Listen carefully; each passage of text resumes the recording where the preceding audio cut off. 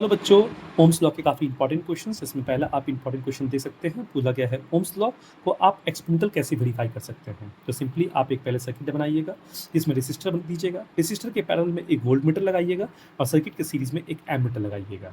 इस तरीके से आप वेरीफाई कर सकते हैं। इंपॉर्टेंट पॉइंट मैं ये बोलूँ यहाँ पर, वोल्ट मीटर उसे कहते हैं जो वोल्टेज नापता है, रेसिस्टर कितना वोल्टेज खाता है वो नाप देगा वोल्ट मीटर, और ये हमेशा पैरेलल में लगता है और इसकी रेजिस्टेंस जो होती है वो काफ़ी हाई होती है।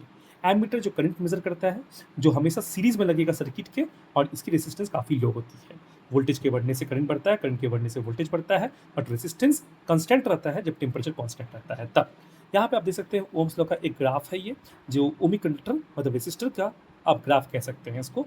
वोल्टेज और करंट का ग्राफ आपको दिख रहा है, जहाँ पे ये स्लोप है वो टैन थीटा को रिप्रेजेंट करता है। यहाँ पर नॉन ओमिक ग्राफ्स कुछ आप देख सकते हैं, जहाँ पे हाई टेम्परेचर पे आप देख सकते हैं ओम्स लॉ किस तरीके से फॉलो नहीं होता, स्ट्रेट लाइन ना जाके कर्व हो जाता है थोड़ा सा।